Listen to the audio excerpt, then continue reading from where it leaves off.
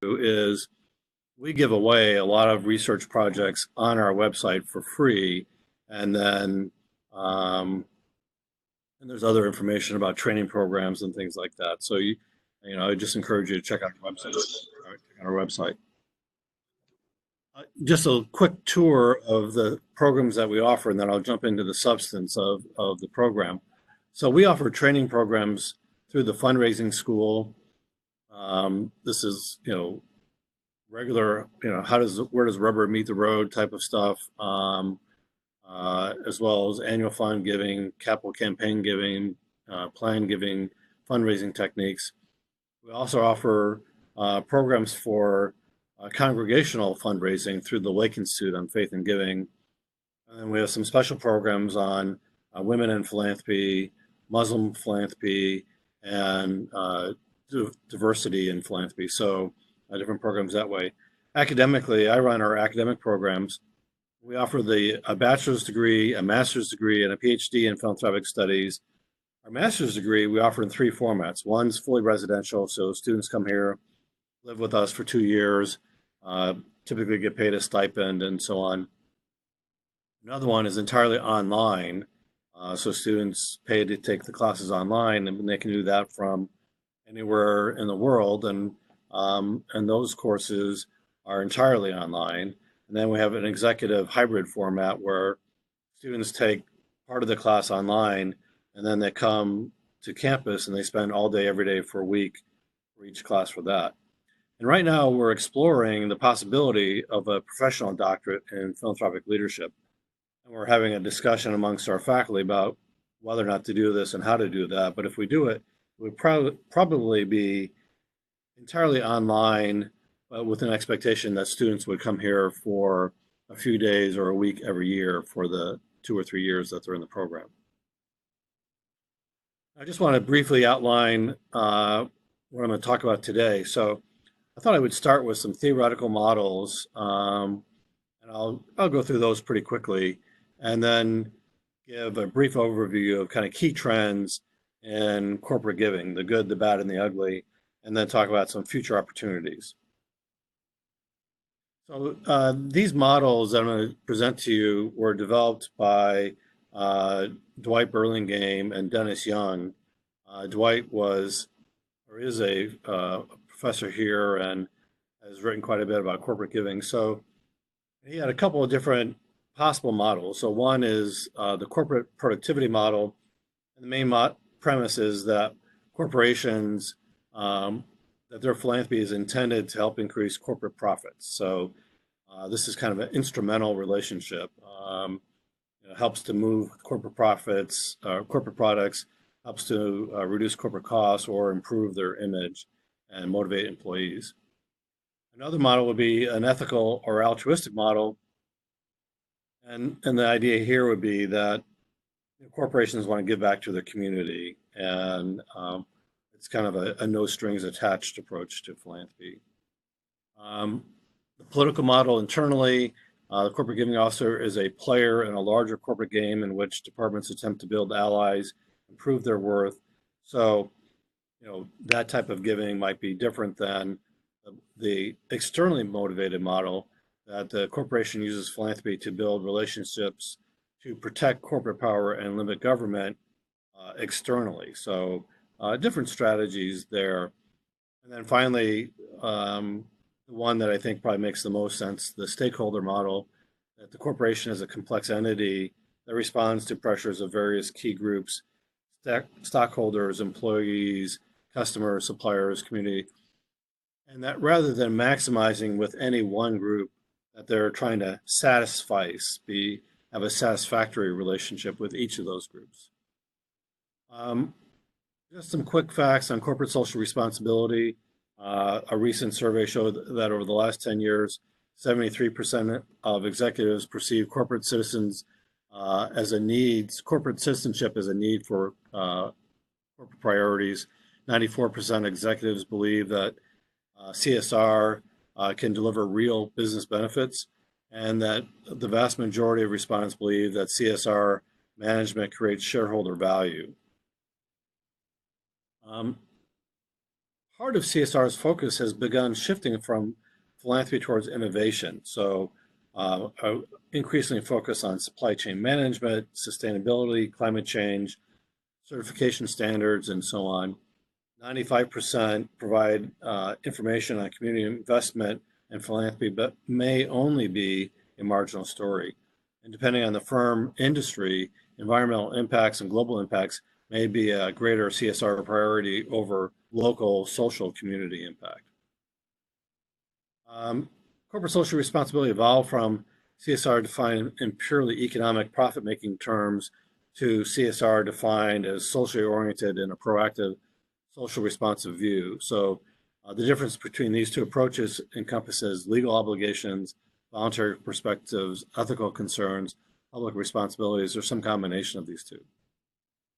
Most modern corporations have a triple bottom line approach. So one would be a focus on the financial profits, maximizing shareholder value, but also a social impact, improving the community in some important way. And increasingly, there's a focus on environmental sustainability and respecting the environment overall. I like this pyramid of CSR approach. So the bottom of the pyramid, corporate leaders won't be in place very long if they don't meet their economic responsibilities. They also have a larger legal responsibility, and something that's not necessarily spoken about, but is certainly there, is an ethical responsibility, not only to obey the laws, but to have a higher ethical standard, and then to think about their philanthropic responsibilities of giving back to the communities and to the world.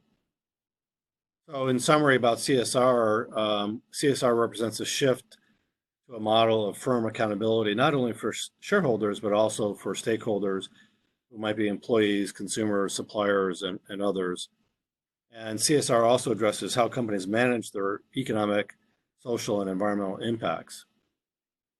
Now, if we can talk about some trends on corporate giving. So I've kind of just humorously labeled these the good, the bad, and the ugly. So the good news, according to Giving USA, which is the annual yearbook on philanthropy, and the Lilly Family School of Philanthropy has been doing the research, writing, editing of that for the last 20 years. Corporate giving adjusted increased by 5.4% in nominal dollars last year, or 2.9% adjusted for inflation, to approximately $20 billion. As a comparison, GDP grew by 5.2%, corporate pre-tax profits grew by almost 3%. Total giving grew slightly in nominal terms, but fell in inflation-adjusted dollars, and household giving fell, mostly because of changes in tax policies. In the literature, we see that corporate giving is positively correlated with financial performance. So the better the corporation is doing, the more they give. We see that corporate giving is positively correlated with reduced corporate misconduct. So I can't tell you the causal relationship, but it looks like corporations that give more are less likely to have bad actors in the corporate structure. Corporate CSR efforts are important factors in employee recruitment for loyalty and job satisfaction. Corporate matching programs enhance employee productivity, and they motivate employees to go above and beyond. Some other good news we see in the Chronicle of Philanthropy found that at least 4 companies donated at least 4% of their pre-tax cash in 2015. The largest in-kind gifts were from those companies, ranging from $1 billion to $3 billion. The bad news, corporate giving as a share of pre-tax corporate profits has fallen over the past few years from what was already low shares. It's averaged 0.8%, so less than 1% the last 3 years. 40-year average is 1.1%. So it was only about 1% before, now it's less than 1%. So that's not very encouraging. CECP, a survey to some large corporations, found that more corporations were making non-cash gifts in 2016, about 2/3, than in 2014. However, the share of total corporate giving between cash and non-cash has remained relatively stable for the past 3 years at 84% cash and 16% non-cash. So the ugly, I'm just using this as a phrase. more and more corporations are going to what they call strategic corporate giving, and that may be leaving out important segments of society. So, in their efforts to build on corporate ROI, return on investment, through strategic giving, frequently leaves out the elderly, the disabled, and the poor. And according to the most recent CECP survey data, corporate giving is allocated in the following manner: 30% education, and then on down the list. And you can see why someone would be concerned about this. Um, Unrelated to corporate philanthropy, but perhaps related, corporate sponsorships are up. So a lot of corporations are using their marketing budgets, and these are not captured in Giving USA, but for a charity, if they're the benefactor, um, the recipient of a corporate sponsorship, they can benefit substantially. So the top two leading corporate sponsors, PepsiCo and Anheuser-Busch in the United States, each spent over 360 million in corporate sponsorships, and the next three, Coca-Cola, Nike, and AT&T, were in the 200 to 300 million dollar range. Where did these sponsorships go? Well, not a big surprise if you watch sports on TV. 16 billion almost to sports, 2.2 billion to entertainment, 2 billion to other causes, and a billion to the arts, and so on. So you see that the philanthropic aspects of this, the nonprofit aspects of this, are a relatively small share of that segment. Now, here's some research that I thought might be of interest to you, that corporate gifts may come at a cost. So, in research published in the Harvard Business Review, they found some reasons to be concerned about corporate gifts in their article, "When Corporate Philanthropy Makes the Recipient Look Bad."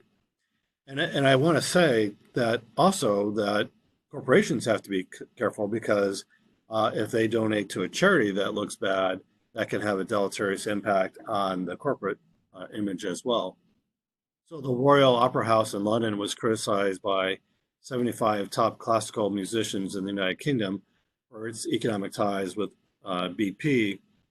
And in another study, they found that a sample of 449 theaters across Russia, which were most of the theaters there, they found that for every additional corporate sponsor, they made recipients 10% less likely to be nominated for a reward.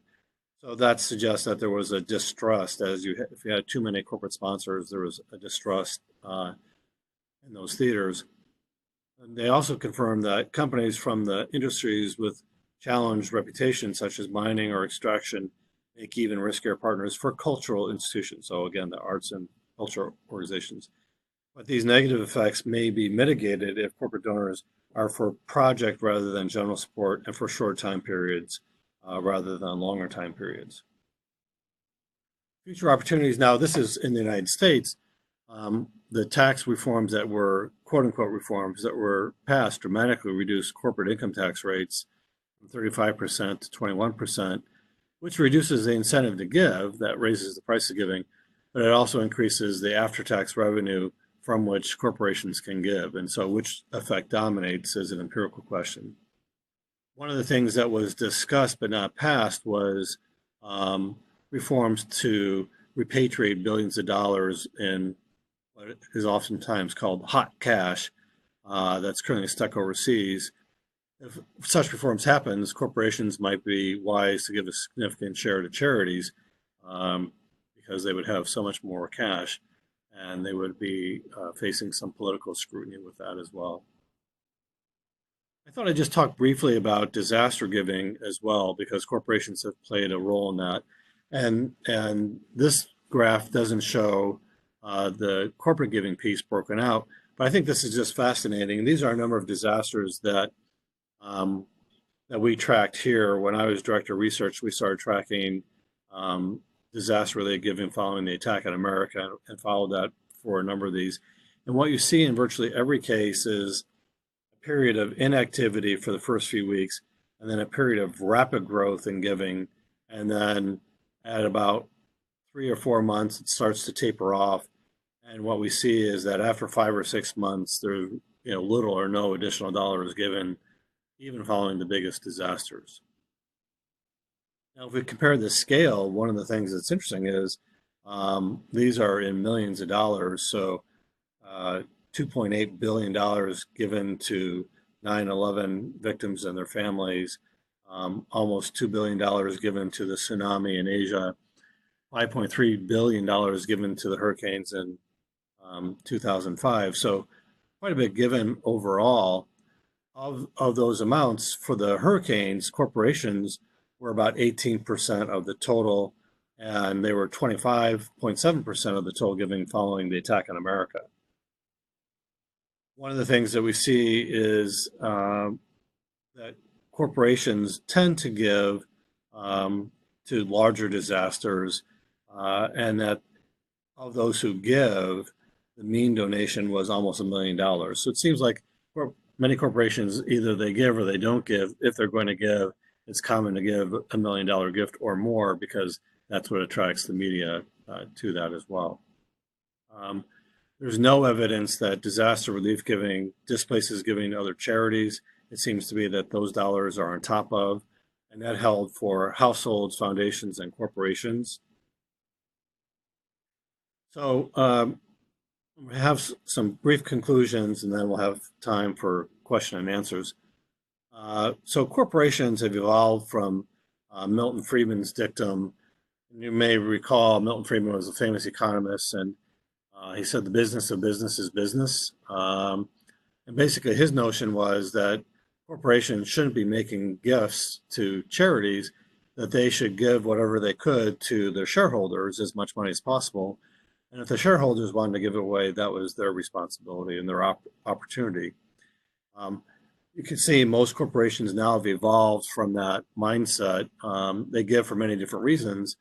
Again, you think about this triple bottom line of maximizing shareholder value first and foremost, but also improving the community, philanthropy being a part of this, trying to respect the environment, and philanthropy might be a part of that.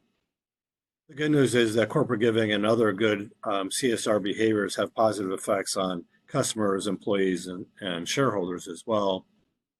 Other good news is that disaster giving by corporation appears to be in addition to, not instead of, other giving.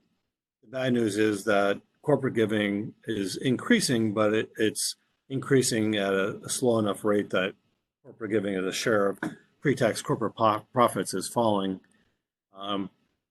And something to be concerned about, strategic corporate giving, which is really the notion of using corporate giving to increase their profitability, may hurt some charities in some constituencies, as corporations realign their giving programs to enhance the bottom line. Charities need to be mindful of with whom they partner, as some corporations may hurt their perceived brand. I would also say, and vice versa for the corporations as well. So that's all I have in terms of some fun facts and some trends, but we'll be happy to answer any questions.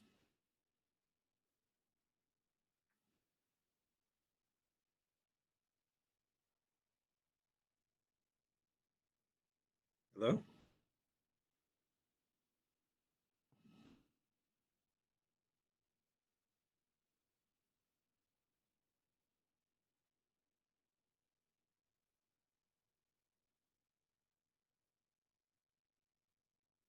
Can you hear me?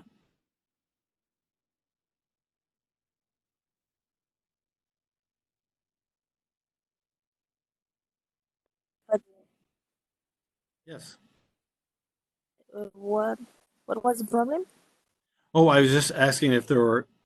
So that was. I was just going to open it up for questions.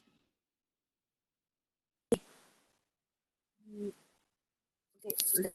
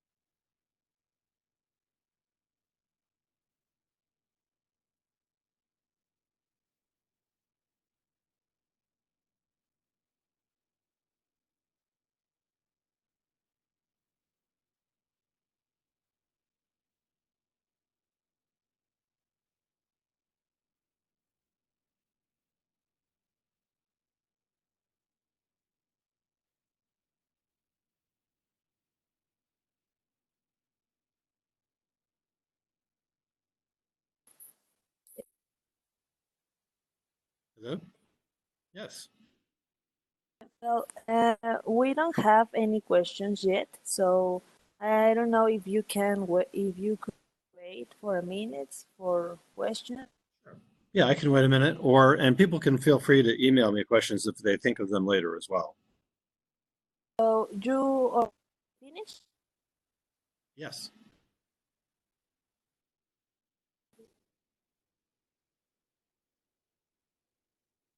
Okay. I Yeah. yeah, I mean, I didn't want to have too many slides and not enough time for questions and answers, and so I was trying to balance that. Okay. Well, so mm,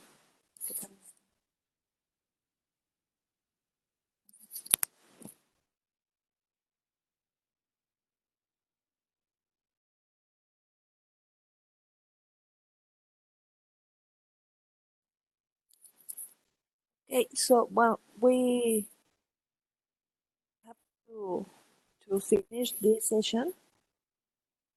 Okay. Jessica has to go for a meeting. So well, for but she said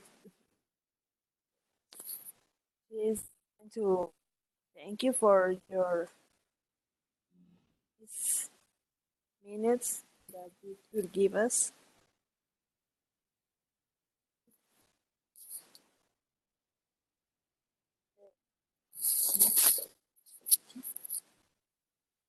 No, that's fine. Well, you can go about your business, and then I will. If you have questions, just feel free to shoot me an email, and otherwise, good luck. Okay, yeah, we send you the questions for Yes. by email, and um, we want to I sorry English it isn't so as so It's much better than my Spanish. okay, thank you, and we're going to thank you and Absolutely. Well, I hope it was helpful, and we can be in touch.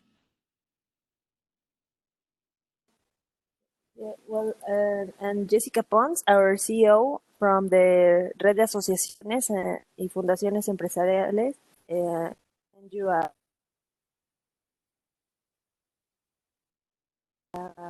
the things. Well, thank you. Give her my Yes, best. we could continue with these sessions and send you the questions by email, okay?